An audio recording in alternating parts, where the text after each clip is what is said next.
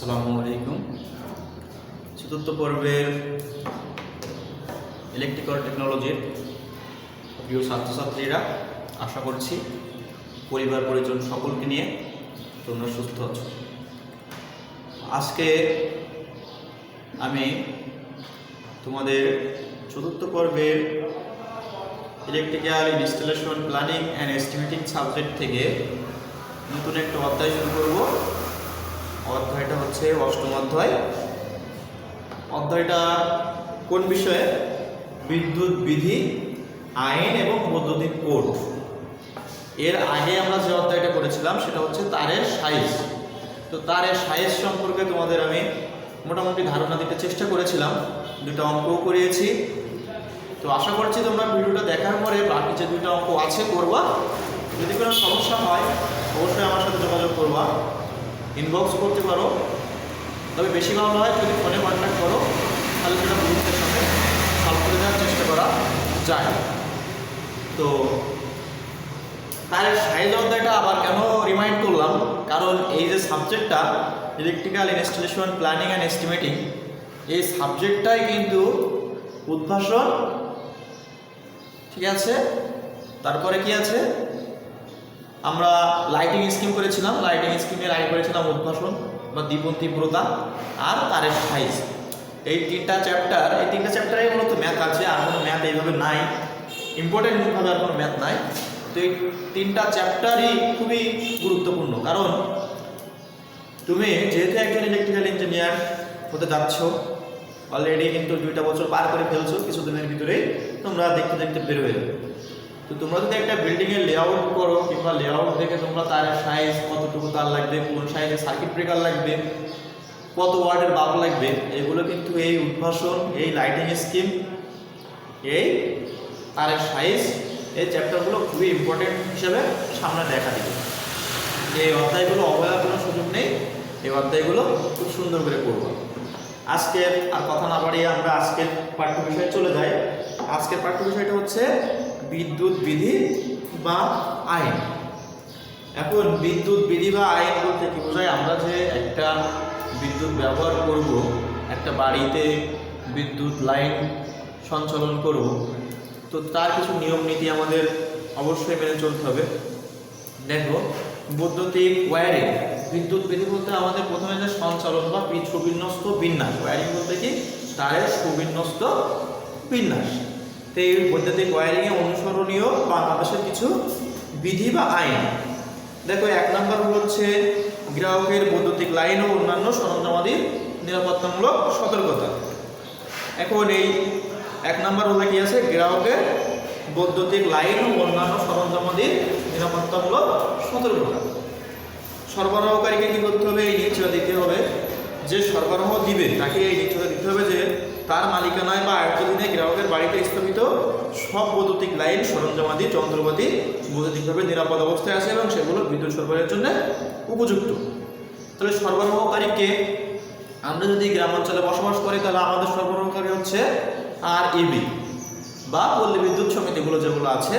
আমরা যদি একটু শহর বা উপশহরে বাস করি তাহলে আছে অর্ধপটিকো, ডেস্কো, DPDC, নেস্কো, এরকম অনেকগুলো বিদ্যুৎ বিতরণকারী সংস্থা আছে। তো তাদেরকে এই রুলটা ফলো করতে হবে, তাদেরকে এই নিশ্চয়তা দিতে হবে যে যে বাসায় বিদ্যুৎ সরবরাহ করবে ওই বাসায় ব্যবহৃত সকল যন্ত্রপাতি, যেমন কি কি, একটা বাসায় তুমি ওয়্যারিং করবা, ওয়্যারিংয়ে কি কি ব্যবহৃত হয়? একটা সুইচ বোর্ড থাকে, একটা টিউবলাইট থাকে, আরও অনেক কিছু থাকে। মনে করে একটা রুমের কথাই চিন্তা করো, আমি যে ক্লাস নিচ্ছি 203 বিল্ডিংয়ের 2 নম্বর বিল্ডিংয়ের 203 নম্বর রুমে আমি ক্লাস নিচ্ছি। তো এই ক্লাসে মনে করো কি কি আছে? 4টা টিউবলাইট আছে আর 3টা ফ্যান আছে। তো আমি যখন বাইরের থেকে সাপ্লাই দেব, কিংবা যে বিতরণকারী সংস্থা সাপ্লাই দেবে, তাকে নিশ্চয়তা দিতে হবে যে এই রুমের ভিতরে সকল বৈদ্যুতিক ইকুইপমেন্ট বা যে সকল তার ব্যবহার হয়েছে, যে ওয়্যারিং করা হয়েছে সেখানে সেটা বৈদ্যুতিকভাবে নিরাপদ। মোট কথা হচ্ছে যে বিদ্যুৎ সাপ্লাই বা সরবরাহ দিবে তাকে নিশ্চয়তা দিতে হবে যে ওই বাসায় বিদ্যুৎ ব্যবহার উপযোগী। তারপর গ্রাহকের বাড়িতে ভূগর্ভে কিংবা নাগালের মধ্যে যেসব সরবরাহ স্থাপিত হবে, ভূগর্ভে বা নাগালের বাইরে দেখো গ্রাহকের বাড়িতে ভূগর্ভে বলতে কি আন্ডারগ্রাউন্ড কিংবা নাগালের মধ্যে যেসব সরবরাহ লাইন স্থাপিত হবে সেগুলো সরবরাহ কর্তৃক এমনভাবে ইনসুলেটেড এবং সংরক্ষিত হবে যাতে লাইন সর্বদা বৈদ্যুতিক, যান্ত্রিক, রাসায়নিক ও অন্য কোনো ক্ষয়ক্ষতি থেকে নিরাপদ থাকে। দেখো এমনভাবে ইনসুলেটেড বলতে কি, তুমি একটা তার মনে করো তোমার বাসা থেকে তুমি রাস্তায় একটা লাইট দিবা, তো রাস্তা পর্যন্ত একটা তার টেনে নিয়ে আসবা। এই তারটা এমন হতে হবে যেন এই তারে কেউ স্পর্শ করলে বৈদ্যুতিক শক বা ইলেকট্রিক শক না হয়, এই জন্যে সেটাও নিশ্চয়তা করতে হবে। তাহলে এমনভাবে করতে হবে যেন, এমনভাবে ইনসুলেটেড করতে হবে ওই তারটা যেন এটা টানলে ছিঁড়ে না যায়, এটা বৈদ্যুতিকভাবে লিকেজ না থাকে, রাসায়নিক বা অন্য কোনো ক্ষয়ক্ষতি থেকে নিরাপদ থাকে। এখন দেখো প্রয়োজনীয় কিছু তথ্য। বৈদ্যুতিক চাপের শ্রেণীবিন্যাস। বৈদ্যুতিক চাপের শ্রেণীবিন্যাসে আমরা দেখি বাংলাদেশে যেসব চাপের বিদ্যুৎ পরিবহন ও বিতরণ হয় সেগুলোকে নিম্নরূপে শ্রেণী ভাগ করা হয়েছে। এখন কী ভাগে ভাগ করা হয়েছে? বাংলাদেশে যেসব চাপে বিদ্যুৎ পরিবহন করা হয়, অতি উচ্চ চাপ,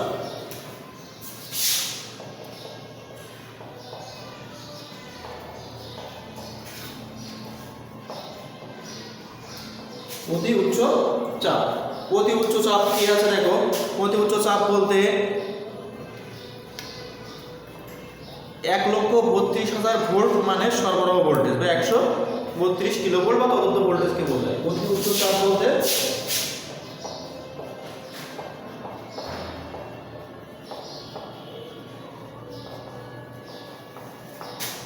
132 কিলোভোল্ট বাকি 1,32,000 ভোল্ট বা তার থেকে বেশি ভোল্টকে বোঝায়।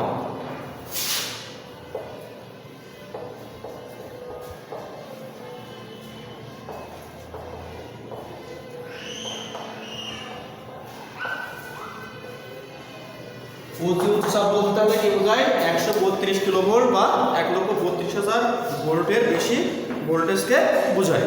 এখন অতি উচ্চ চাপ হাই ভোল্টেজ, এখানে 33 কিলোভোল্ট মানে সরবরাহ ভোল্টেজকে বোঝায়। অতি উচ্চ চাপ, এখানে অতি উচ্চ চাপকে আমরা আবার 4 ভাগে ভাগ করেছি। সেটা হচ্ছে অতি উচ্চ চাপ একটা, সেটা হচ্ছে 132 কিলোভোল্ট। শুধু উচ্চ চাপ একটা, সেটা হচ্ছে 33 কিলোভোল্ট। এটা হচ্ছে অতি উচ্চ চাপ। এই চাপকে আমরা আবার 4 ভাগে ভাগ করেছি। এক হচ্ছে অতি উচ্চ চাপ, দুই হচ্ছে উচ্চ চাপ। উচ্চ চাপ বলতে কি বোঝায়? 33 কিলোভোল্ট বা তদন্ত ভোল্টেজকে 33 কিলোভোল্ট পর্যন্ত যে ভোল্টেজটা সেটা হচ্ছে উচ্চ চাপ। মধ্যম চাপটা হচ্ছে কি 11 কিলোভোল্ট।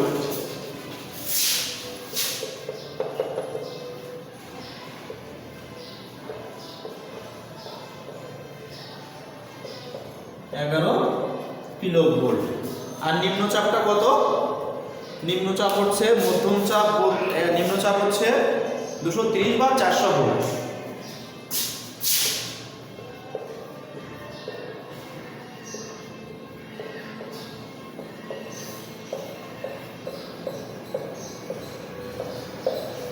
নিম্নচাপ হচ্ছে 230 বা 400 ভোল্ট।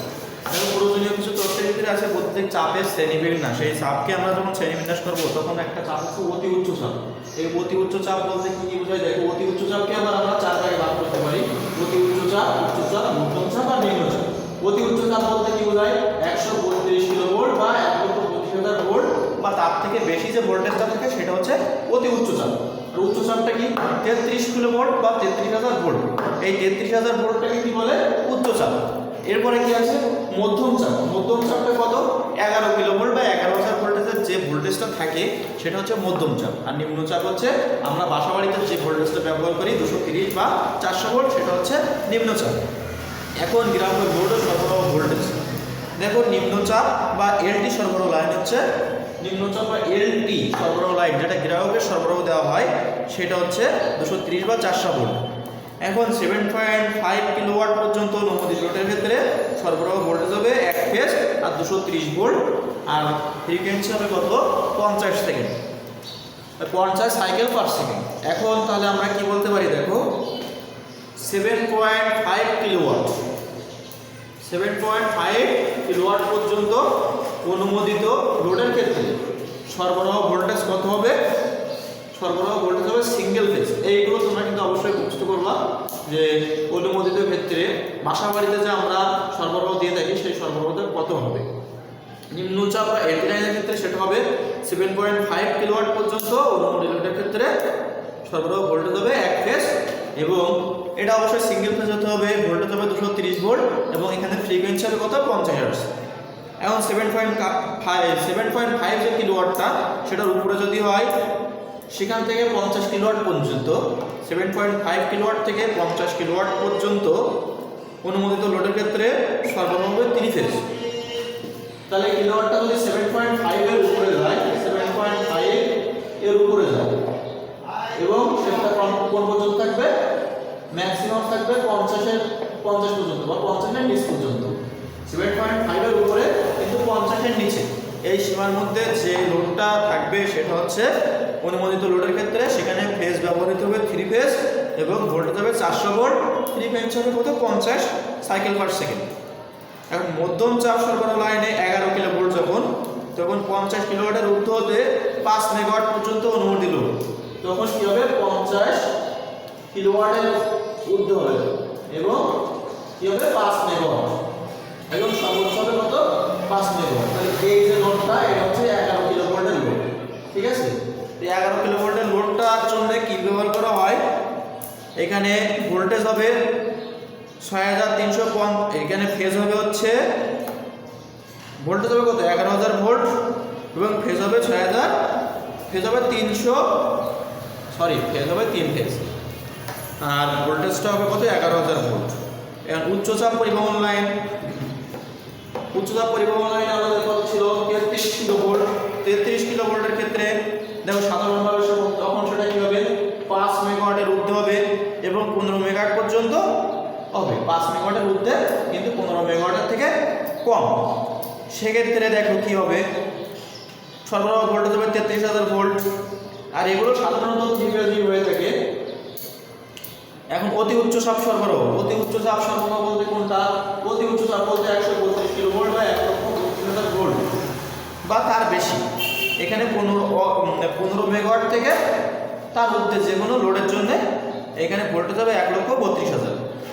এখন যদি আমরা করি সংযোজিত লোডটা কি, সংযোজিত লোড বলতে গ্রাহক প্রাঙ্গণে সংযুক্ত কিংবা সংযোগ করা হবে সেসব বৈদ্যুতিক যন্ত্রপাতির বস্তুকরক কর্তৃক উল্লেখিত ক্ষমতা সমুদায় যোগফলকে বোঝায়।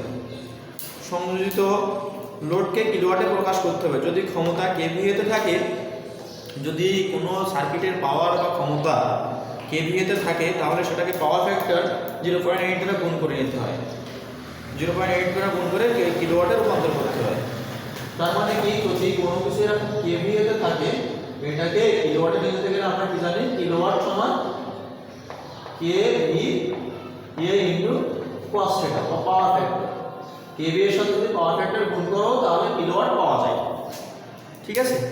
তাহলে কিলোওয়াটে রূপান্তর করতে হবে। এখন অনুমোদিত লোড বলতে কর্তৃপক্ষ গ্রাহক প্রাঙ্গণে বিদ্যুৎ সরবরাহ অনুমোদনের সময় উল্লেখিত লোডকে বোঝায়। অনুমোদিত লোড বলতে তুমি মনে করো একটা বাসা বাড়িতে তোমার অনুমোদিত লোড দেওয়া আছে, মনে করো 2000 ওয়াট পর্যন্ত, তুমি যদি 2500 ওয়াট ব্যবহার করো সেটা তো অনুমোদনের বাইরে চলে যাবে, এটা হচ্ছে অনুমোদিত লোড। এখন দেখো চুক্তিবদ্ধ লোড বলতে 15 মিনিট বা ততোধিক সময়ব্যাপী স্থায়ী কিলোওয়াটে বিদ্যুৎ শক্তির সর্বোচ্চ যোগ্যপদ চাহিদাকে চুক্তিবদ্ধ লোড অনুমোদিত লোড অপেক্ষা বেশি হতে পারবে না। চুক্তিবদ্ধ লোড সবসময় কী হবে, অনুমোদিত লোড থেকে অবশ্যই কম হতে হবে। তাহলে চুক্তিবদ্ধ লোড কী হতে হবে, চুক্তিবদ্ধ লোড অবশ্যই অনুমোদিত লোড থেকে কম হতে হবে। আচ্ছা, তারপর কি আছে দেখো পিক আওয়ার্স বলতে বিকাল 5টা থেকে রাত 11টা পর্যন্ত সময়কে বোঝায়। দেখো পিক আওয়ার বলতে কি বোঝায়,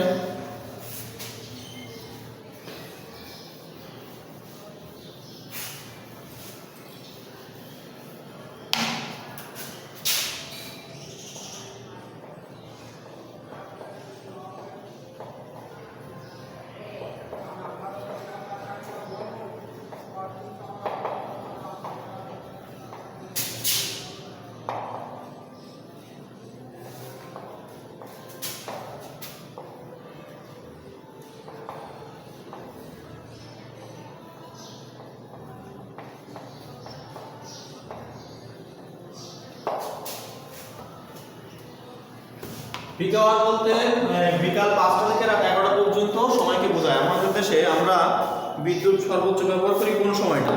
বিকাল 5টা থেকে সাধারণত রাত 11টা পর্যন্ত আমাদের বাংলাদেশের সবচেয়ে বিদ্যুৎ বেশি প্রয়োজন হয় এবং এই সময় লোডশেডিংটা বেশি হয়। তারপর দেখো পাওয়ার ফ্যাক্টর শুদ্ধকরণ। বিদ্যুৎ সরবরাহের শর্ত অনুযায়ী মাসিক পাওয়ার ফ্যাক্টর 0.95 হতে 1-এর মধ্যে রাখতে হলে মধ্যচাপ, উচ্চচাপ ও অতি উচ্চচাপ গ্রাহকের ক্ষেত্রে বড় পাওয়ার ফ্যাক্টর 0.95 ল্যাগের নিচে রাখার কারণে পাওয়ার ফ্যাক্টর শুদ্ধকরণ চার্জ প্রযোজ্য হবে।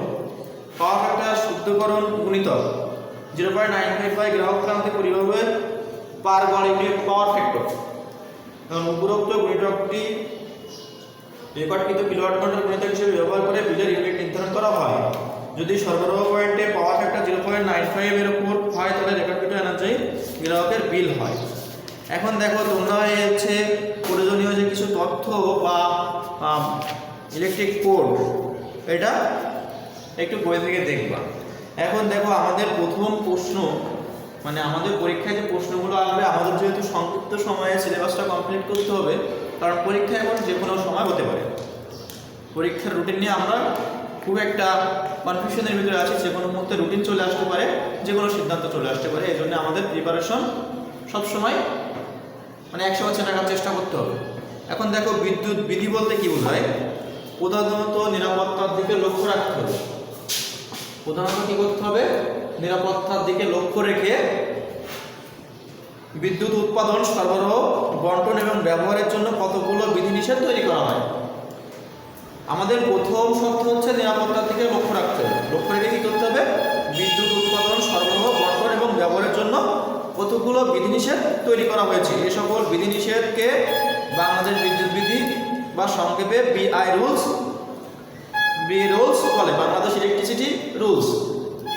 এখন বিদ্যুৎ বিধিটা কি জিনিস দেখো।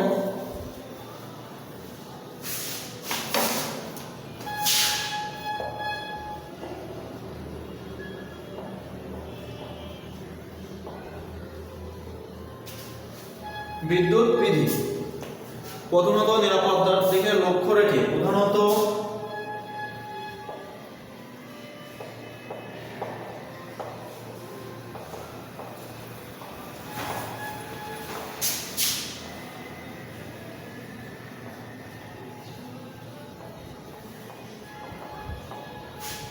প্রথম শর্ত হচ্ছে আমাদের নিরাপত্তা নিশ্চিত করতে হবে। বিদ্যুৎ উৎপাদন, সরবরাহ এবং বন্টন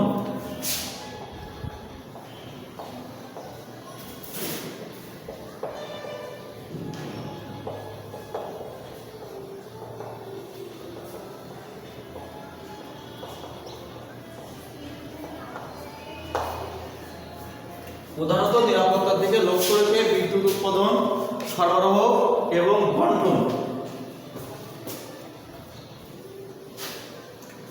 বিদ্যুৎ উৎপাদন, সরবরাহ এবং বন্টন এবং ব্যবহারের জন্য বন্টন এবং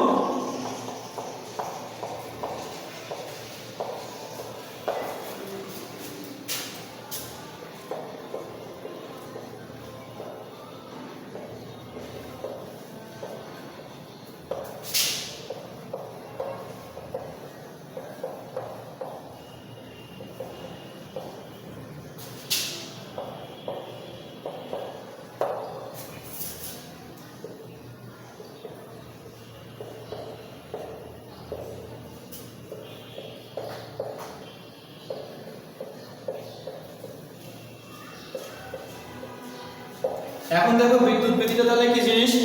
প্রধানত আমাদের সর্বপ্রথম লক্ষ্য রাখতে হবে যে নিরাপত্তা সুনিশ্চিত হচ্ছে কিনা। তো নিরাপত্তা সুনিশ্চিত করে বিদ্যুৎ উৎপাদন, সেটা সরবরাহ, সেটা বন্টন এবং সেটা ব্যবহারের জন্য কতগুলো বিধিনিষেধ আছে। এই যে বিধিনিষেধ, এই বিধিনিষেধগুলোকে বলা হয় বিদ্যুৎ বিধি বা বাংলাদেশ বিদ্যুৎ বিধি বা ইলেকট্রিসিটি রুলস। এখন বিদ্যুৎ আইনে ভোল্টেজ ঘাটের গ্রহণযোগ্য মান কত? এই যে বিদ্যুৎ বিধি বা আইন, এই বিদ্যুৎ আইনে ভোল্টেজ ঘাটতির যে মান সেটা কত? লাইটিং সার্কিটের অনুমোদিত ভোল্টেজ ড্রপ হচ্ছে সাপ্লাই ভোল্টেজের 2% প্লাস 1 এবং পাওয়ার সার্কিটের অনুমোদিত ভোল্টেজ ড্রপ সাপ্লাই ভোল্টেজের 5%। এখন দেখো বিদ্যুৎ বিধি আমরা দেখলাম। এখন আমাদের হচ্ছে বিদ্যুৎ আঘাত বা ইলেকট্রিক যে শক সেটা কি বা সেটা কাকে বলে।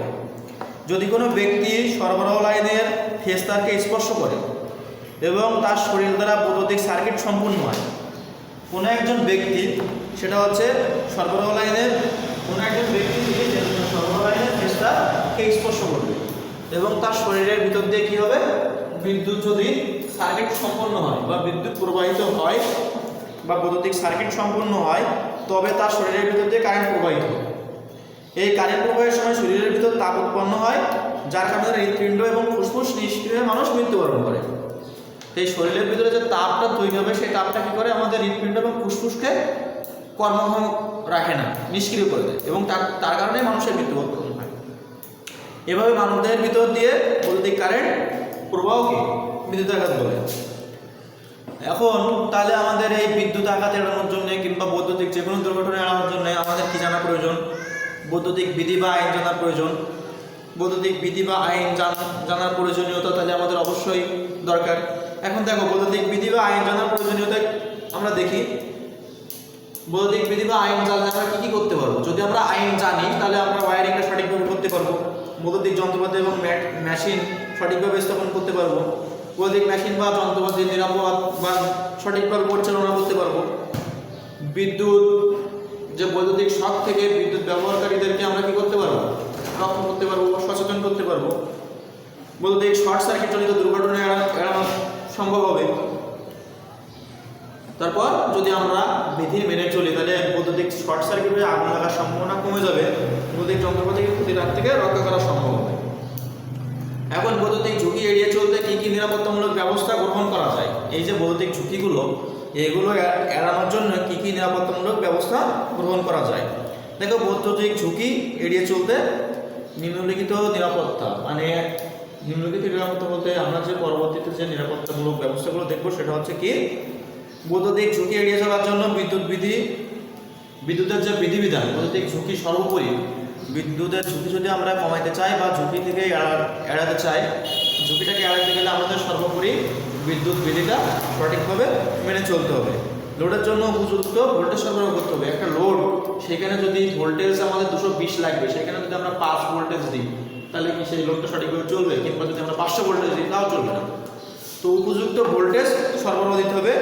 বৈদ্যুতিক স্থাপনা নির্মাণ, স্থাপন, রক্ষণাবেক্ষণ, পরিচালনা এবং রক্ষণবিধি মোতাবেক হতে হবে। সঠিক মানের কাট আউট বা মেইন সুইচ ব্যবহার করতে হবে। যথোপযুক্ত মানের মেইন সুইচ বসাতে হবে। ব্যবহৃত যন্ত্রপাতি, ফিক্সার, ফিডিংস যথাযথ মানের হতে হবে। সকল যন্ত্রপাতি ধাতব বডিকে অর্থের সাথে যুক্ত করতে হবে। উপযুক্ত সাইজ ও মানের নিরাপত্তামূলক যন্ত্রপাতি ব্যবহার করতে হবে। এরকম আরও অনেকগুলো শর্ত আছে, যে শর্তগুলো আমাদের মেনে চলতে হবে। তাহলে এই অধ্যায় হচ্ছে বিদ্যুৎ বিধি, বাংলাদেশের বিদ্যুৎ বিধি আইন এবং নিরাপত্তা কোড। এখন এই অধ্যায়ে সত্যি কথা বলতে খুব বেশি বোঝানোর মতো তেমন কিছু নেই, তবে এখান থেকে ইম্পর্টেন্ট একটা কোশ্চেন আছে, সেটা হচ্ছে বাংলাদেশ বিদ্যুৎ বিধিসমূহ আলোচনা করো। এই বিধিসমূহ তোমরা যেহেতু রিডিং পড়ার মতো, এগুলো একটু বাসায় পড়াশোনা করবা। তোমরা যদি মনোযোগ দিয়ে পড়াশোনা করো, আশা করি বোঝানো লাগবে না। তারপরেও যদি কোনো সমস্যা হয় তোমরা তো আমাকে জানালে আমি ইনশাআল্লাহ চেষ্টা করব। তো আজকে এই বিদ্যুৎ বিধি অধ্যায়ের আলোচনা এখানেই শেষ করছি। আগামী দিন তোমরা সমস্যা যদি দেখাও তাহলে আমি আবার এই অধ্যায়টা নিয়ে আলোচনা করব। আর যদি তোমাদের কোনো সমস্যা না থাকে তাহলে আমরা পরবর্তী অধ্যায়ে চলে যাব। ততক্ষণ পর্যন্ত তোমরা আশা করছি ভালো থাকবে। আল্লাহ হাফেজ।